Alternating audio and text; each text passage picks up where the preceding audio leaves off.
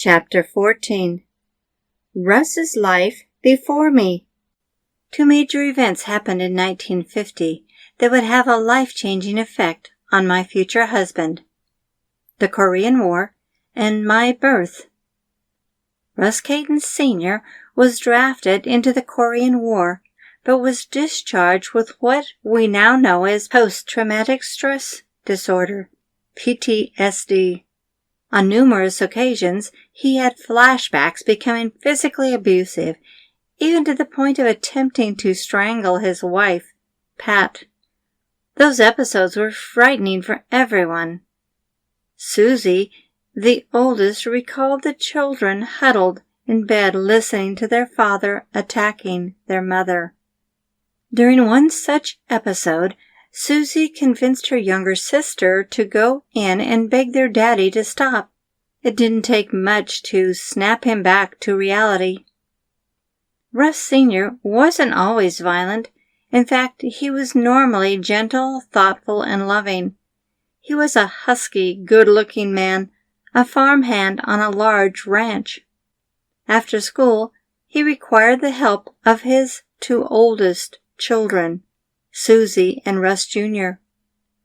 There were 5 children altogether. The oldest was born in September 1953 and the 5th child on Christmas Day 1958. It's a wonder how Pat survived having 5 children in 5 years while dealing with her husband's PTSD. One morning in 1961, the children were getting ready for school when Russ Sr. asked Susie to go with him to the barn. This put Pat on edge. The children never missed school. When his father turned to leave, Russ Jr. noticed something in his dad's pocket. "Mom, why does Daddy have a knife in his back pocket?" Pat immediately confronted her husband, which brought him to his senses. He dropped his head. Crying, he realized he thought Susie was the enemy. Pat put up with his psychotic issues, but when it came to her children, she was going to protect them whatever the cost. That incident prompted Russ Sr. to be hospitalized. Pat packed up their children and moved in with a friend. She filed for divorce, and there was very little contact between the families from then on. Shortly after the divorce, Pat became gravely ill. Fearful she wouldn't survive, she contacted a Catholic orphanage in Virginia, requesting they care for her 4 oldest children. Russ Sr.'s family was no longer in the picture, and Pat's siblings were overwhelmed with children of their own.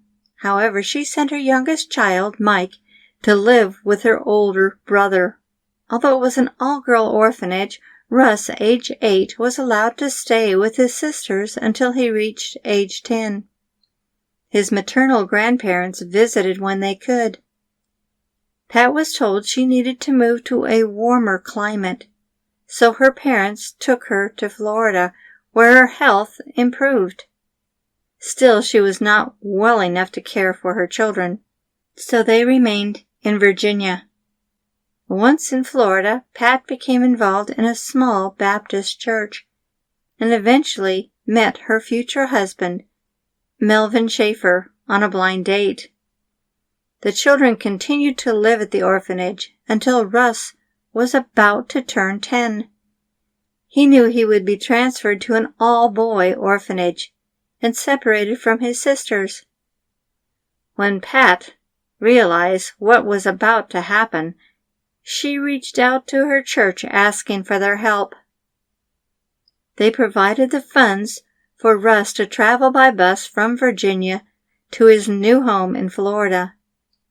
He was the first to be brought home.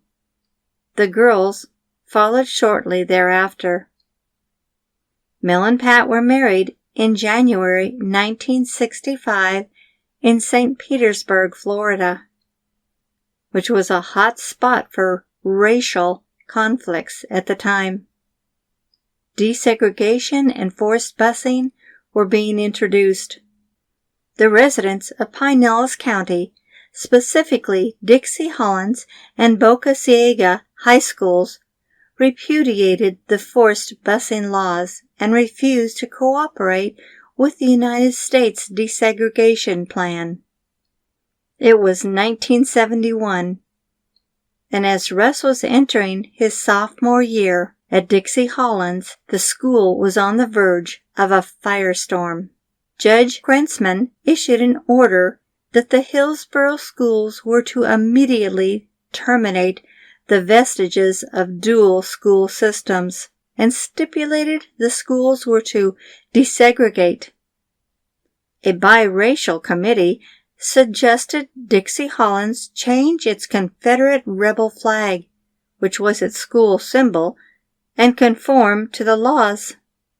Parents and students organized a motorcade to restore equal rights to whites, brandishing rebel flags and harassing African American interlopers. Racial tension was at its peak, and Russ didn't want any part of it, so he dropped out of school. Russ' sisters, Jeannie and Karen, were in junior high. They recalled one afternoon an African American girl grabbed Karen's long blonde hair and swung her around.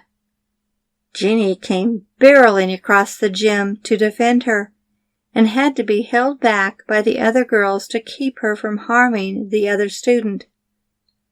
The conflict was so well publicized that police officers called Pat to ask her to keep the girls home from school for the rest of the week for fear of retaliation. The incident may have been what prompted Russ's grandparents to buy 5 acres in the country in a small town across Tampa Bay. They developed it into a family homestead for their 2 sons and daughter, Pat. This communal arrangement had a major influence not only on Pat and her family, but on our future lives as well. Russ was only 17, but he wasn't afraid of hard work. He'd already held several part-time jobs, but after dropping out of school, he began working full-time for a landscaping company. Like his father, he was tall and ruggedly handsome. At 17, he was not only making good money, but had a steady girlfriend, Debbie Smith, the daughter of missionaries who had attended the New Tribes Bible Institute in Wisconsin. She was planning to attend there as well. When she informed Russ that she would be gone for 2 years, he suddenly felt the call to go to Bible school himself. He filled out the paperwork, sent in his deposit, and looked forward to spending time away from home and with his girlfriend. So while God was luring Russ to Wisconsin, God had already moved me there. Our paths would soon cross. I was fleeing a relationship while Russ was chasing after one. Deb left with her folks for a short vacation before school started.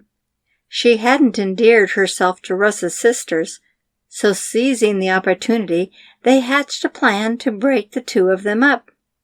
They invited one of Russ's previous girlfriends to visit. They knew she would tease and flirt with him. Eventually, they ended up kissing.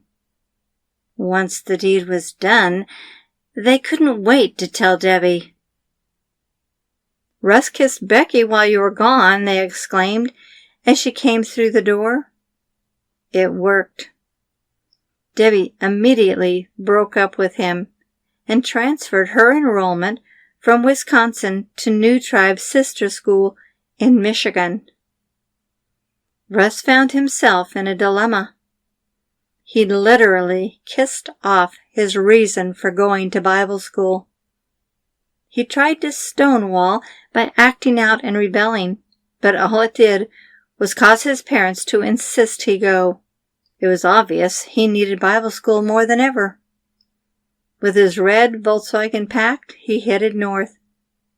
After the first month, he lay in his bunk and prayed, Lord, if you don't change my mind, I'm leaving in the morning. He was miserable. Bible school was not what he dreamed it would be like. Confident this would be his last night at New Tribes, he fell sound asleep. He woke with a change of heart and purpose. God was in the process of opening his life to a deeper faith, a real conviction, and a new love far better than he could have imagined at the tender age of 17.